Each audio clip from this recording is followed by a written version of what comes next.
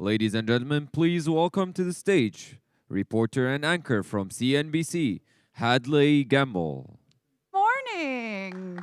Welcome to day 3 of the Atlantic Council's Global Energy Forum. Thank you guys so much for getting up so early for all of us. So we had an incredible couple of days, ministers, industry leaders, as well as reporters like myself, talking about energy transformation, what the geopolitics means for this industry, not just over the next year of 2020, but also the decade. So a lot of exciting things on the agenda today. Some interesting conversations, I think, to be had, including in just a few minutes, we're going to be focusing on Africa as well. I want to introduce Eithne Treanor to get us off the ground and up and running. Good morning, everybody. Let's give Eithne a round of applause. I'm here, Hadley. Very to be here. Thank you so much for joining us. Now, when we look around the world, and particularly when we look at the energy sector, what we've been hearing in the last few days is that there's an absolute abundance of energy in some parts of the world. But I think what we also have to look at, even when we call for efficiency, cleaner air quality, innovative technology, all of that, that abundance in one part of the world is one story. But there's actually a lack of energy in another part of the world. So while abundance might be killing us in one part, people are dying because there's not enough energy in another part of the world. Now, Africa's population is on the rise. And it's one area, too, where energy demand is certainly on the rise. And the calls for the end to energy poverty are probably one of the biggest challenges that this continent has. Only a short while ago, I was talking to a minister from Africa who was very, very proud of the fact that by 2030, 60% of the population will have access to energy. Now, while 60% may be a bit above 50, there's a whole 40% that's not too far below 50. So in another 10 years, despite all of the great developments, despite all of the great innovation, artificial intelligence, innovations here, there, everywhere, we cannot seem to get energy, any kind of energy, to 40% of the African population. That's a huge problem. Now, many people have solutions for that, and without a doubt, these solutions have been deployed. But I would say they're not being deployed fast enough, and there's a lot that needs to be done on this continent. Of course, there's a lot to play for. There's a lot to win. Anywhere there's energy demand, that means there needs to be supply. And even while people may not be able to afford expensive energy, you do find across the world when energy is there, and we're seeing it now even in India, that it's become a big policy that everybody has access. People can afford to pay something, and people will pay something. People want energy. It really has become, I think, a basic human right. There's an awful lot of people in Africa that didn't wake up with hot water this morning, that didn't wake up with air conditioning. We have a lot of work to do in this area, and I think it's probably one of the greatest shames of this industry that we actually cannot come together and do something about this. But what about a cleaner, greener future in Africa? We also need to be looking at that. We need to be looking at oil, we need to be looking at gas, we need to be looking at renewables, we need to be looking at everything that they can do, because a huge population that's on the move, and they need energy, and they deserve energy. To look at Africa's energy future, we're absolutely delighted to have with us here the Minister for Mines, Industry and Energy from the Republic of Equatorial Guinea. Please give a very, very warm welcome to Gabriel Obiang Lima. Okay. Thank you.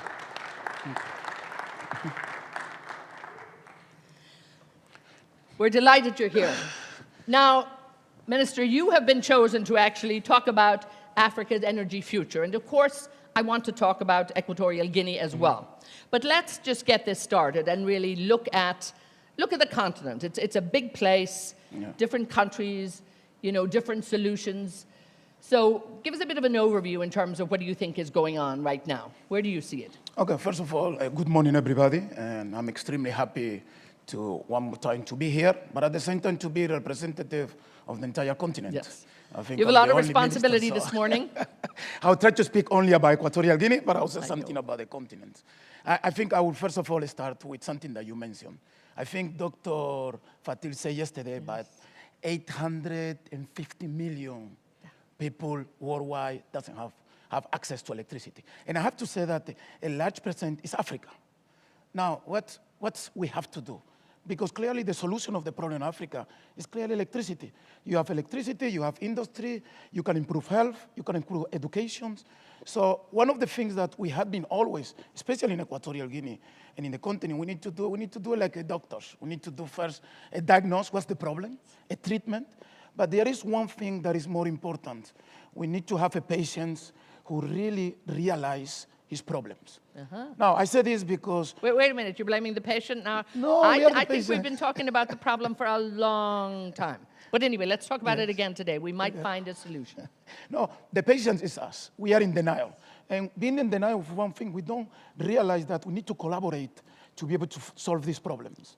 I mean, Equatorial Guinea is a good example, rather to recognize the problem, because when we started oil and gas, we were the last one in a neighborhood. So we went to our neighbors in Nigeria, Cameroon, Gabon, and they gave us advice. That's why we did an LNG plant. That's why we did a lot of things. We transformed our country. So clearly the collaboration is very important.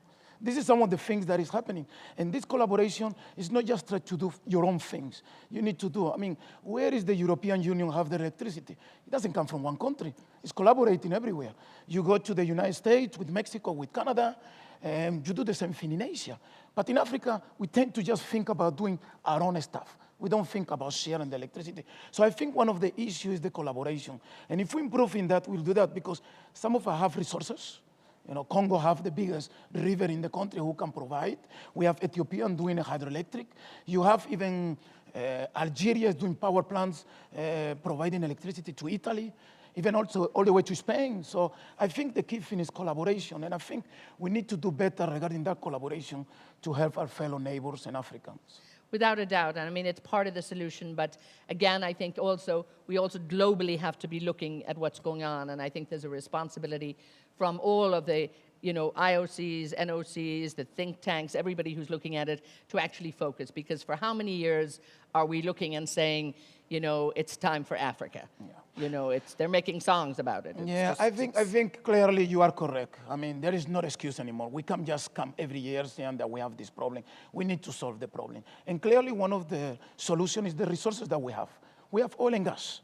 And oil and gas is clearly a key resource that can solve a lot of our problems, especially gas.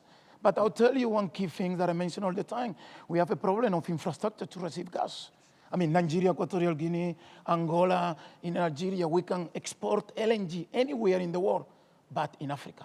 There's not every one single African country who have a receiving terminal for LNG. That's, for example, that can solve that problem of electricity. So clearly the investment in infrastructure is very important. And again, that's where, you know, we look at OFID, we look at the World Bank, we look at all of these institutions that really need to be looking at the infrastructure. Infrastructure for helping you to actually deliver the services you've got, because you can do it. And there's nothing worse than being able to do something and then, you know, prevent it. Let's talk a little bit more about Equatorial Guinea. This is where you are, this is what you know, and I know you're very, very proud of the work that's been happening there. There's been a bit of resurgence in exploration and production over the last few years, and I believe something like $2.4 billion worth of investment now. Talk to me a little bit about how that's progressing and how is it impacting, you know, the economy and the day-to-day lives of people? Well, I think, first of all, Equatorial Guinea has done an extremely good job regarding infrastructure. I mean, in comparison with any other African country who have oil and gas, we have done an infrastructure regarding roads, electricity, the rest. There are some things that definitely have impacted us, like a lot of African countries who produce oil because of the drop of the oil price. Clearly, oil and gas has been very keen and important, but we need to recognize that 90% of our revenue comes from oil. We have developed both on the exporting of oil. We have built the fastest LNG plant in the world. We have actually, under budget too, we have actually developed new discoveries that we have. But one of the key things that we have not done is going to the next stage, and this is the midstream and the downstream. We have been mainly focused on exporting. So this is why the investment year this year is going to be focusing mainly in building a refinery, a modular refinery. We are not going to be going to a regular refinery, mainly for our consumption, but also for our neighbors. At the same time, we are thinking in preparing some of the resources for the mining industry. Clearly, the mining industry requires a lot of power. and a lot of. So we do believe that if we tap in our resources of oil and gas into the mining, we can actually have a more added value because we have the same thing that our neighbor. We have gold, diamond, bauxite, coltan. So rather than export those products, if we process it in country, we actually can have more added value. So has been but the key thing is that we need to keep drilling. Because at the end, as an oil man and woman, it doesn't matter what the seismic say, it doesn't matter what the investor thinks, you need to drill, and this is what I have been doing. Now, of course, you're the Minister of Mines, Industry and Economy, so you can be the buyer and seller there. You can actually, be the producer and consumer in many ways. I'd like to engage you on the app, if I might, for a minute, and we just want to get a feel before we move on and particularly look at Equatorial Guinea. And I'd like to get a question up, just a polling question for you. So you know the app, you're familiar with it by now. If you can get it out and just take a look at it, and we'll get that question up there. What I'd like to do is looking at the future of energy for Africa. Where do you see the future of energy for Africa? So if you can go into obviously the Atlantic Council app, into the interactivity, and just take a look. So where do you see the future for activity? And here we have it up here. Do we? We do indeed, yes. So is the future there? Is it abundance, wealth, great economic development? Is it stagnation whereby we might be where we're at? Or are we really looking at different models for different countries? It's not created equally. So take a few seconds there, fingers on the buzzers, and let's see how we're going to do. I think that countdown has already begun, so the votes are coming in. So let's just get a feel for the room in terms of what's on people's minds and when they look at Africa. And okay, we're looking at a bigger continent. So where are we here? Well, okay, different results in different countries. So here, now we're back to what are you doing in Equatorial Guinea? You talk about drilling, and I've heard you're a bit of an impatient man, and it's either the drill or drop in Equatorial Guinea. It's like use it or lose it. So tell me a little bit about that policy and how that is playing out. Well, one of the things that a lot of African producers has been these investors that actually get the award, comes with a big signature bonus, and then they sit on the block, waiting for the majors to come there. So clearly, it's not going to help us just to say that X company is there, and if it's not drilling. So one of the things that we say, we understand that you need that period for seismic, we understand that you need that period for a study, but you need to go into drilling, because it doesn't matter. Sometimes you do a seismic and you see a huge resource, and you drill, there's nothing there. But at the same time, you believe that you're going to drill a very small reservoir, and you find a gigantic discovery. So clearly, and this is what we learned from the US, we learned from Russia, that it doesn't matter what the seismic, the professors say, you only know if you have oil and gas when you drill. And how has that been? I know 2018 to 2019, you said this is drill time. So well, what have the results been? First of all, we have last year an 100% successful rate. We drill Noble Energy drill, they make a discovery. At the same time, Cosmos made another discovery. Now, the story of Cosmos is very interesting because Cosmos really started in Equatorial Guinea by Trident. They made a discovery. Actually, it was 5 discoveries consecutive. And then after that, they decided they wanted to develop. That same company went to Ghana. They made the discovery in Jubilee. From there, they went to Senegal. They made a discovery in Senegal, and they decided to come back. Okay. And last year, they drilled and they make another discovery. So Cosmos has been one of the companies has been very good in terms of drilling. Noble Energy also have done a very good job. This year, we're going to continue with the drilling with Cosmos and Trident. So I believe that it has been very successful. But the key thing that the drill or drop have done is that it have really activated the companies.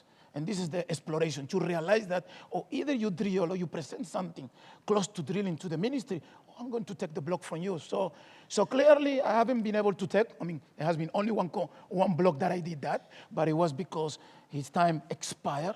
But clearly, it has been very successful, and we do believe that we don't have to wait.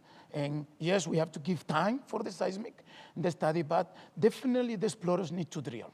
Yeah, no, and it's a policy that it makes sense, without a doubt. We might think it's a bit harsh, but actually it makes great economic sense for you and indeed for them, because they really shouldn't be sitting on these blocks, hoping for a brighter day. It's either it's today or it's now or never, so to speak. Now you live in, I would say, maybe a very competitive neighborhood. Yes. You have to the north, you have Nigeria, and we had the CEO of the National Oil Company here yesterday telling us that his country's open for business too, and he's talking to the investors, and he was sending a message out there. Also, to the south, then of course you've got Angola, and you've got your other colleagues below. what's different about what you're doing that's going to say to investors, this is it? Never mind north or south. We've got a good spot here. I do say this all the time. Our biggest advantage is that we have been the last one having oil and gas. We have been for decades seeing what Nigeria has been doing, Gabon has been doing, Cameroon, Angola. So by the time we make a discovery, like I say, we went to them and we asked them what to do and not to do. So some of those examples help us. For example, from day one, we knew that we were not going to be flaring gas. We were going to present a project not only to exploit the liquid, but also use the gas. The other issue has been also to be able to look about the fiscal terms in the contracts, to be able to see what attract investors. The other key thing is that when you're small, you're actually more flexible, and you're able to change, especially your PSC fiscal, because of the different things. I mean, today, oil and gas change by year. Last year, you could have companies willing to come, and this year, because of different reasons, and it changed. The other issue that is very important that people are missing, and they're saying, no, investment is leaving for Africa. That's not true. The investment is not leaving Africa. What is happening is that 10, 20 years ago, if you wanted to go to do oil and gas in Africa, you went to Nigeria, Angola, maybe Equatorial Guinea.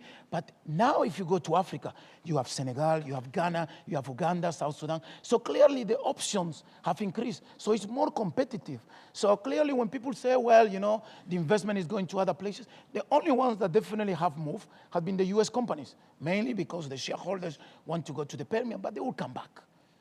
That's good. You have to keep that optimism out. Again, let's engage with your smartphones on this one's and the interactivity. Thinking about a word, so you look at investment in the energy sector in Africa, and I just want one word from you. We're creating a word cloud, and we're hoping to do a few more of these word clouds today. So it's just one word. So investment in Africa, when you think of one word.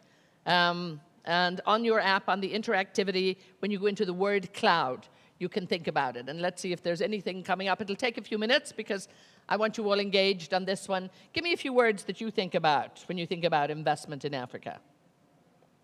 Opportunity. Great resources, opportunity.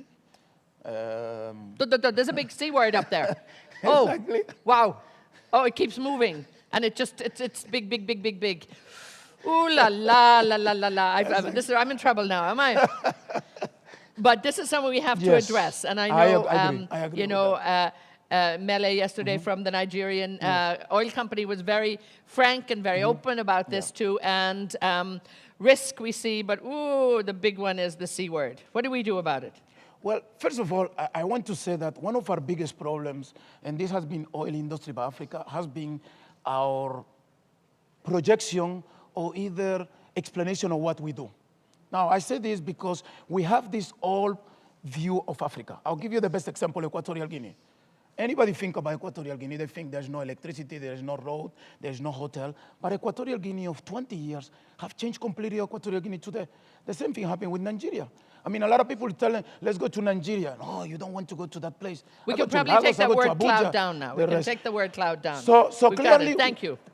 So one of the things that we are doing, and this is what people are not realizing, has been mainly the engagement with EIT. I mean, you have every single producer, Nigeria, Equatorial Guinea, the engagement with EIT, and the organization have been very helpful. That's, unfortunately, there's always the same story. The problem with the story is that some of the people who write the story, they never come to our countries. They are writing this story because of this report, they said. So clearly, there has been an engagement. I think the general manager for NMPC, they said, you know, the engagement that we have with the civil society, the NGOs, because the key thing is, and this is what has been missing in our countries, is that we have not been engaging the population to explaining how this industry works. Everybody thinks that oil and gas is like the timber industry. They think like it is like commerce. It's completely different.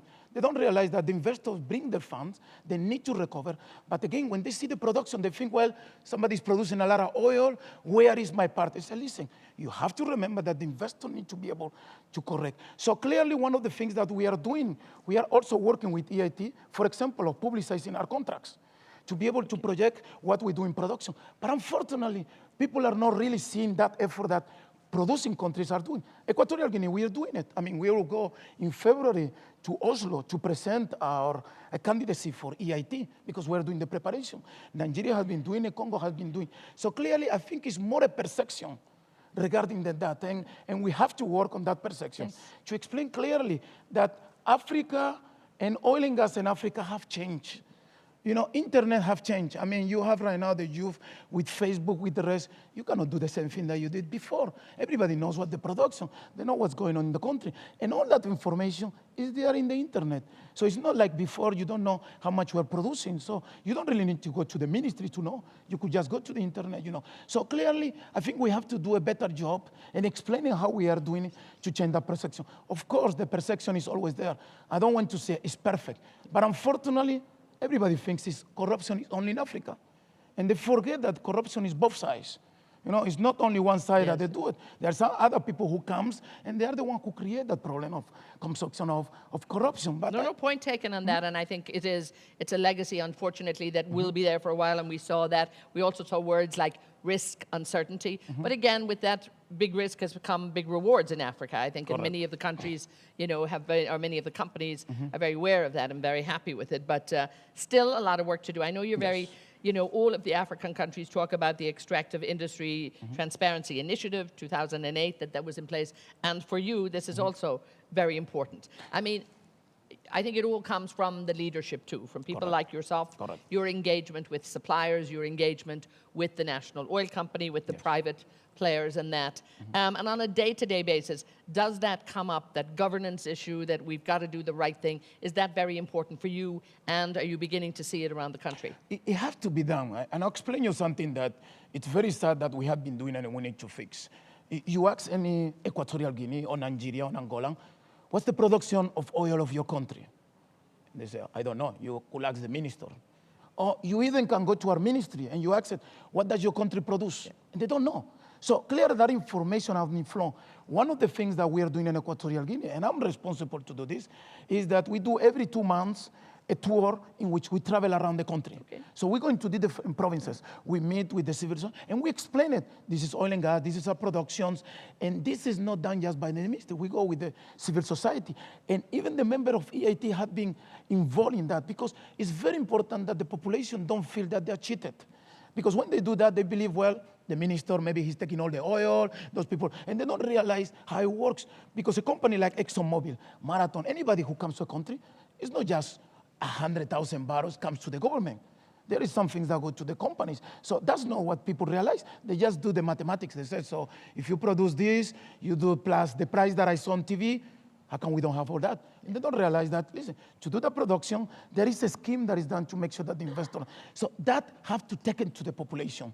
And that's something that we have been doing. We have been publicizing.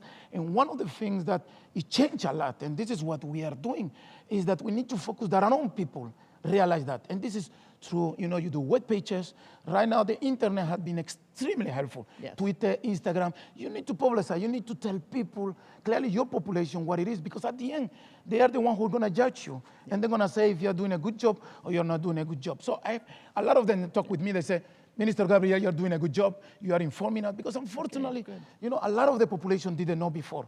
So now they understand much better. So again, that doesn't mean that we have solved all the problems. It is something that needs to But it started, and that accountability is there, and it's coming both ways. Correct. You know, so you're, and it comes into responsibility to public what the company pay, to publish the budget that we do, and we have been doing that for a long time. Again, not everything has been perfect, but we have been in the fall because we have no publicizing. So clearly, EIT has been helping because you need to publicize. People need to be able, not only from your country, outside what they're doing. So clearly, that's something that we will continue doing it.